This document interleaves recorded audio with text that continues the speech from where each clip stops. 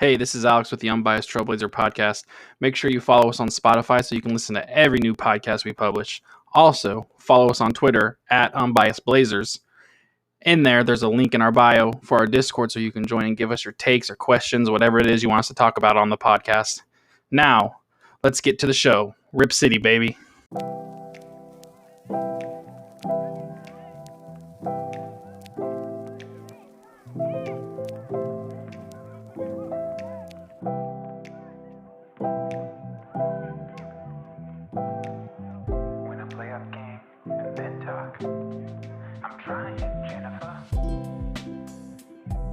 Welcome to episode 5 of the Unbiased Trailblazers. This is going to be a pretty tough podcast.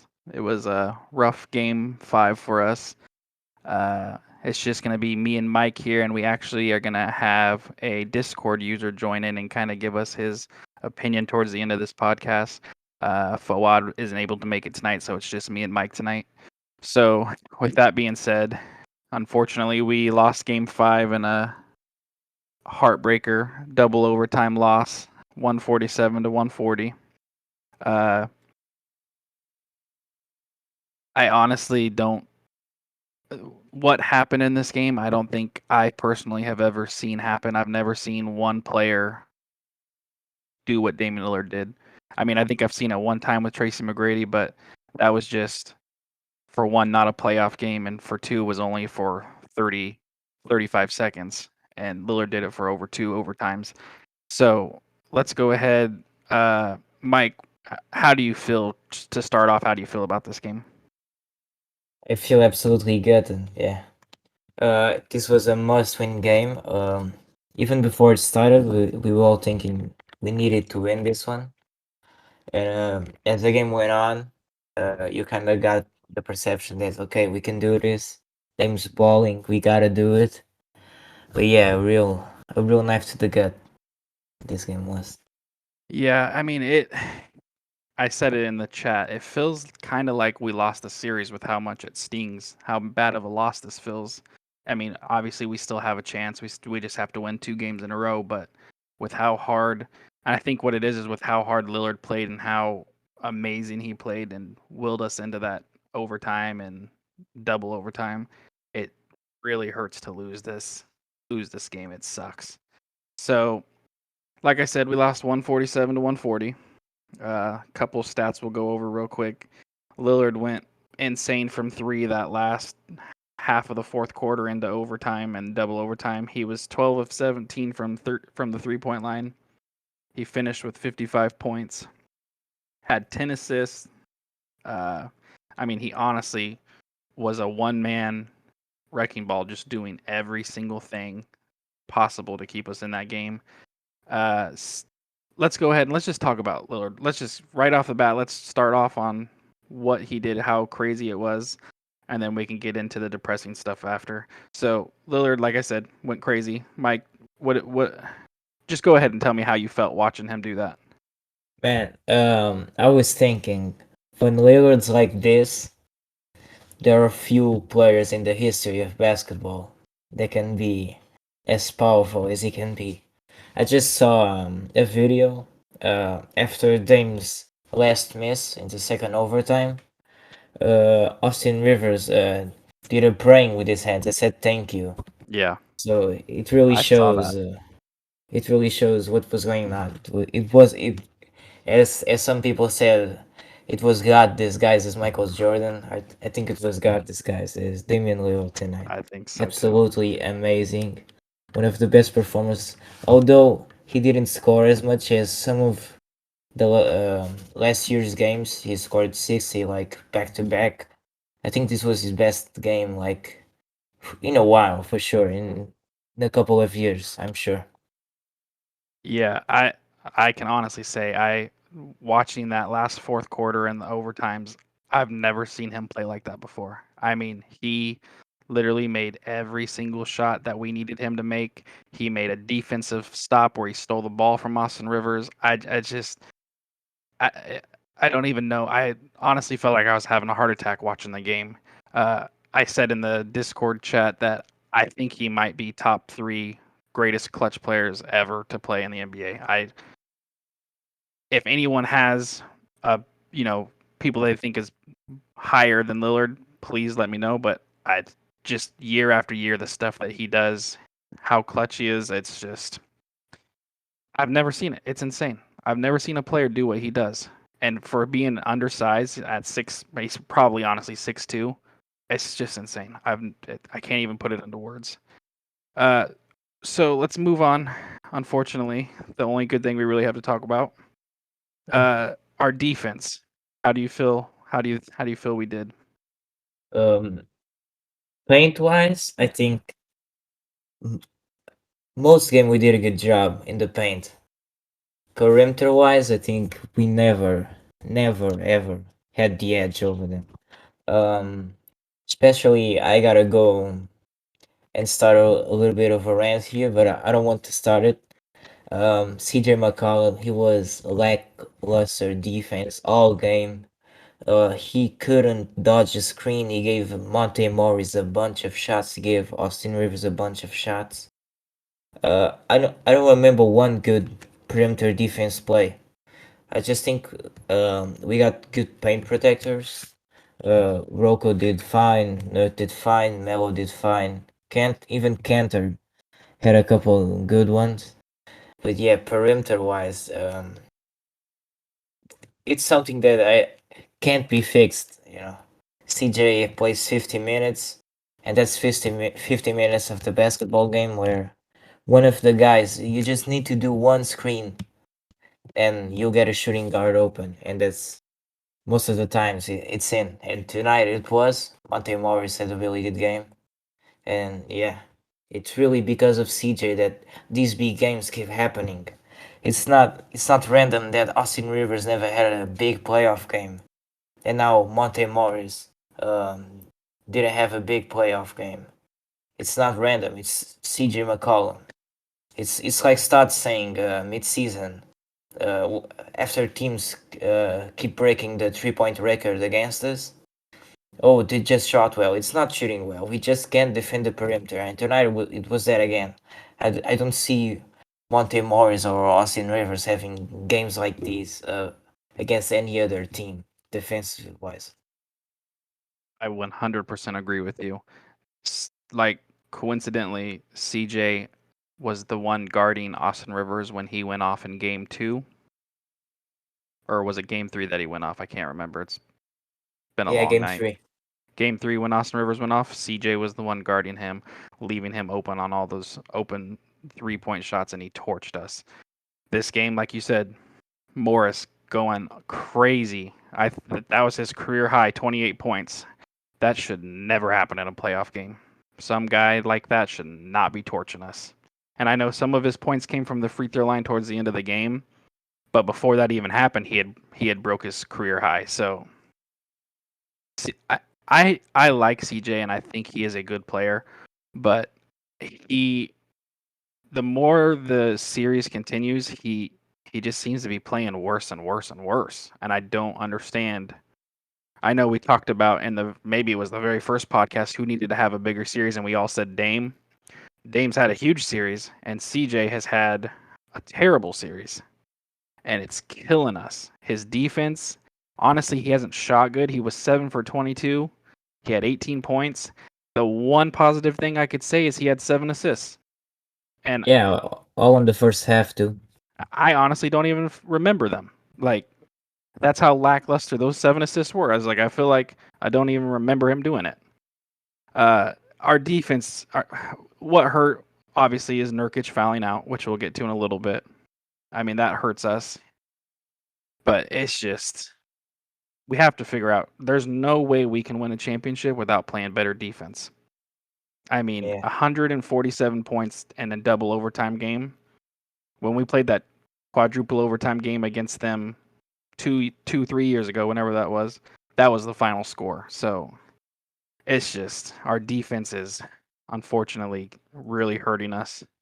So I know I said we talk about it. So Nurkic fouling out. Not only did he foul out, I believe CJ fouled out, and also Robert Covington fouled out.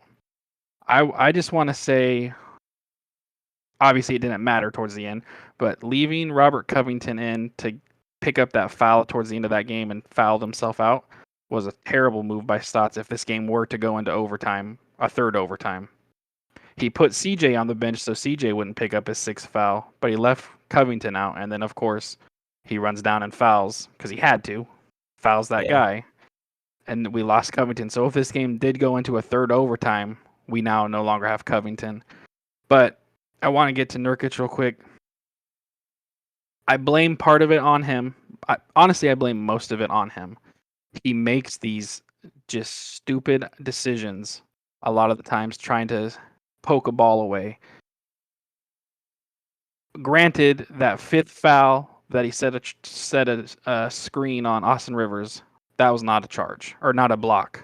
I don't even know what they called it. I'm so confused right now. Whatever they called, a moving screen, a legal screen, that was not it. He handed the ball off. He sat there. Rivers ran into him. It was a hard screen, but that was a clean screen. It's just these fouls that he gets himself into, sometimes it annoys me. And some of them are deserving. But that foul there was, the ref really bailed Denver out with that foul call. How do you feel about the fouls? Yeah, first of all, as you said, that's not an illegal screen. Like in the books, it says you gotta give the defender at least one step to dodge the screen, and he had more than one step. He just ran into Nurk, and the refs spotted. But the worst thing is that not 10 seconds after, Nurk, Aaron Gordon has a wide open dunk, one of the best dunkers in the league, and Nurk with 5 fouls tries to. I don't even know if he tries to block him. He just go for his arms. He just went like, okay, I got the 5th foul. I'm not playing anymore. It was really like the face on him. It was, even when he got the 5th foul, I could see on his face that he had already given up. That's not the mentality you need to have in the playoffs. If he stayed in, of course he would have helped. But I think he gets to a point in his head after falling out so many times that he just starts giving up of the game, knowing that, okay, I'm not going to be in most of the game. I'm going to have to leave the game for most of the fourth quarter just because I'm in foul trouble.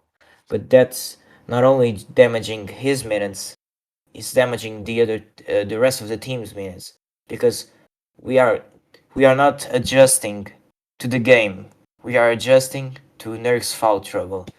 And I think that's been a problem on and off. Like, Kanter should not been getting minutes this series. And he's just getting because of Nurk's stupid decisions to foul. Yeah, it's kind of like a double whammy. We lose Nurkic, which then in return has to force Kanter in, which is hurting us even more. So it's like a double whammy for us. I'll be honest with you. I actually think Kanter played a little bit better defense this game. Not much, but a little bit better. Yeah, contested 2 shots. Yes. Yeah, so that's already better. I do think he sags too far off when Jokic is up top with a 3, and I think he hit either 1 or 2. But, I mean, honestly, when you're probably the worst defender in the NBA, anything, one stop is an improvement. I mean, yeah. I'm sorry this is such a downer, but my heart hurts. Seeing Lillard do what he did and the effort he gave us just to lose, it's a crusher. And I wanted to add on Nurkic, he honestly played a pretty decent game. The only thing that really I could say besides the fouls is he had 6 turnovers. Yeah. But, I mean, he had 11 rebounds. He was playing good defense on Jokic. It's just the fouls, and that's what kills us when he goes out, is the fouls. I wanted to bring up one thing, and I want to get your opinion on it. In my thinking, I would rather have Jokic score 40 points on us if that means Austin Rivers and Morris score their normal 5 points. Jokic is going to get his points no matter what. He's going to score his 30, 35 points. But when we let someone like Austin Rivers or Morris go off on us and score, 15, 20 points over their average, I'm not a fan of trying to let the other guys beat us. I would rather Jokic be the one that beats us than Austin Rivers. I can't even like. It drives me crazy thinking he's walking around thinking he did something, that he's so great. How do you think that it's a good idea to try to limit Jokic from scoring? I'm gonna say this: Robert Covington, Yusuf Nurkic, Carmelo Anthony, Rondé Hollis Jefferson, and even Harry Giles.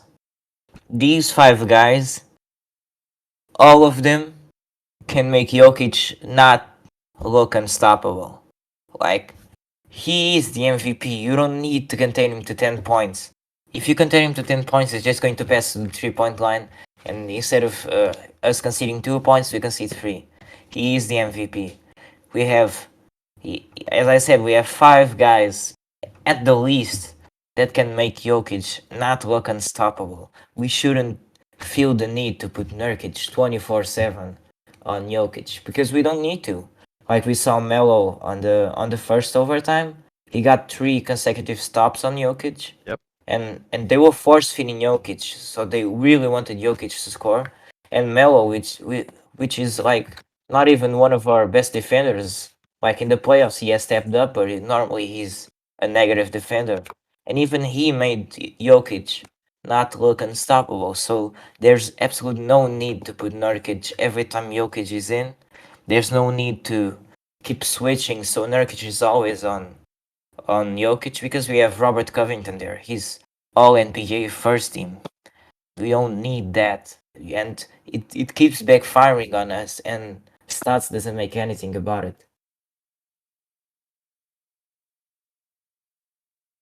Well, so here's my point to this: is you look at the last two games and they're polar opposites. Okay, we have this game where Lillard goes for 55 points, well above his average. Okay, and honestly, 55 points is insane for anybody to score, and yet we Yeah. still lose. So he got more than he usually scores, but everybody else was held in check. And honestly, Robert Covington went off, honestly, but CJ didn't shoot well, especially for a double overtime game. He should have had way more points than 18 with for how good he is. You know, Nurkic didn't score as much, Powell didn't score as much. But then you go to the last game where Lillard had 10 points and Norman Powell went off. And it's just like in my head, and I could be totally wrong, but it's to me, let their star player go off. That's what they're supposed to do. That's why we pay Lillard $50 million a year to score. But don't let these no-name people light us up. And I mean, I could be totally wrong, and I'm sure there's people going to disagree with me, but to me, trying to double and stop Jokic, he's going to get his 30 points. He's going to get his 35 points. It's just I don't know. Yeah, I fully agree with that. Like, if you're the Nuggets coach, what would you rather do? Let Lillard score 50 or let Norman, CJ, Nurk, Melo, and Rocco combine for like 80? Yeah, exactly. And Lillard's still It's a going to get no-brainer. his 25 to 30. Yeah. Normally, he's still going to get his. So it's just that's how I've always thought. I would rather just let the star, if there's one-on-one defense, if we can't stop them, then they deserve to win. But helping out and then letting someone else beat us kills us. We're gonna go to. We had a question or a take real quick, and then we'll wrap this up. Young Crayon, he wanted to talk about. Well, I mean, I guess we kind of talked about it. CJ's disappointing game. He talked about Yeah. shooting 7 of 22. It's it's been disappointing this whole series, honestly, and something has to change. I don't know what it is. I don't feel like Denver's doing anything overly crazy on CJ. Do you have anything else you want to add? Yeah, a lot actually. I don't even know. Maybe I don't even have anything to add, but yeah, I was even considering like options to not play CJ 50 minutes. He cannot absolutely not play 50 minutes in a basketball game. His defense is too bad. Uh, And don't let me started on his shot selection. Like 3 quarters in a row, we could have ended in the fourth quarter.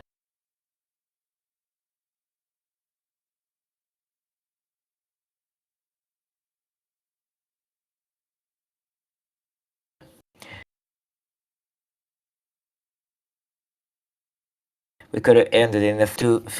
Either takes an absolute awful shot or multiple ones, or he turnovers the basketball. So it's 3 times he sells out Lillard. He cannot do that. He's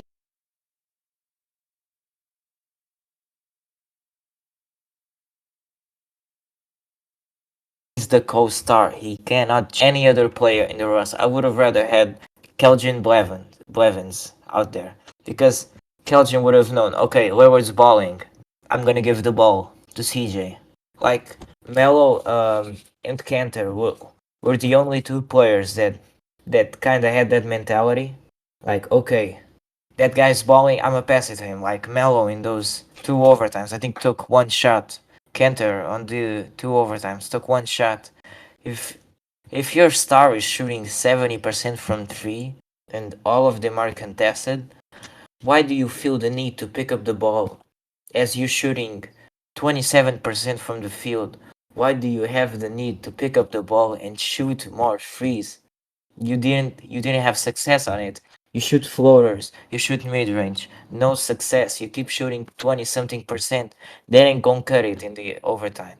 Overtime is the time you shoot above 50% and you win. If you shoot 20%, you're dead, and that's what happened. On second overtime, it was just you. There's you're a basketball player, you get paid. I think CJ has a 24 million contract a year.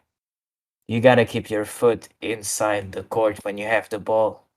It's literally 17 seconds left. We just need one free. And CJ puts his foot out of the court. That's a rookie mistake. That should never, ever, ever happen. And it wouldn't have happened to any other co star in the NBA. I'm 100% sure. But it happened with us, and it's costing us games. It's the second game I think CJ has cost us the game. I And agree. it's just 7 games. What more can he do? You know, his offense hurts us the way he's been playing lately, but most importantly, it's his defense. It's And it's all negative. It's all yeah, negative.